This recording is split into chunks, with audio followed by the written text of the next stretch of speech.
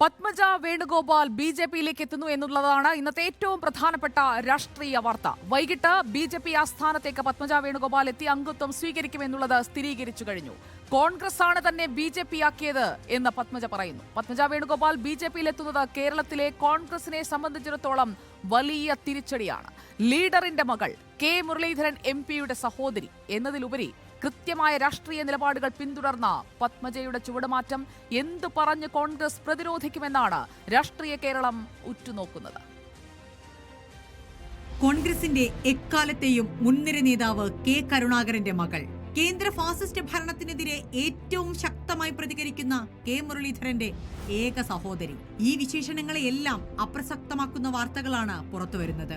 പത്മജ വേണുഗോപാൽ ബി.ജെ.പിയിലേക്ക് പോകുന്നു എന്ന് കേട്ടവർ ആദ്യം പറഞ്ഞത് കെ കരുണാകരന്റെ മകൾക്ക് അങ്ങനെയൊരു തീരുമാനമെടുക്കാൻ കഴിയില്ലെന്നാണ്.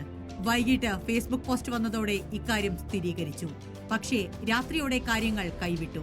ദില്ലിയിലെത്തിയ പത്മജ ബി.ജെ.പി നേതാക്കളെ കണ്ടു, പ്രവേശനം ഉറപ്പിച്ചു. പിന്നാലെ പോസ്റ്റ് പിൻവലിച്ചു.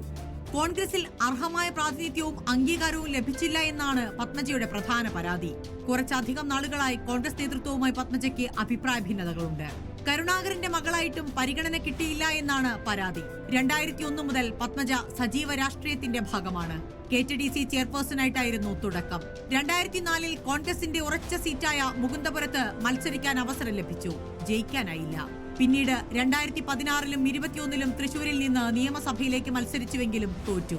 എത്രയോ കാലം കോൺഗ്രസിന് വേണ്ടി വിറകുവെട്ടുകയും വെള്ളം കോരുകയും ചെയ്തവരെ പിന്തള്ളിയാണ് പത്മജ വേണുഗോപാൽ സീറ്റ് നേടിയത്. എന്നിട്ടും ദേശീയ തലത്തിൽ കോൺഗ്രസ് ഏറ്റവും നിർണായകമായ തെരഞ്ഞെടുപ്പിനെ നേരിടുന്ന ഘട്ടത്തിൽ പത്മജ പാർട്ടിയെ കൈവിട്ടു. ഒരു കാലത്ത് കേരളത്തിലെ കോൺഗ്രസിന്റെ നെടും തൂണായി നിന്ന കെ കരുണാകരന്റെയും AK ആന്റണിയുടെയും മക്കൾ ബി.ജെ.പി പാളയത്തിലെത്തുമ്പോൾ കോൺഗ്രസിന് കാര്യങ്ങൾ അത്ര നിസ്സാരമല്ല.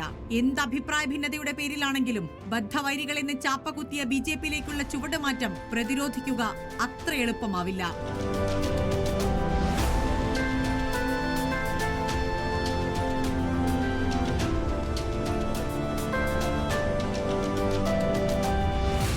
News desk reporter.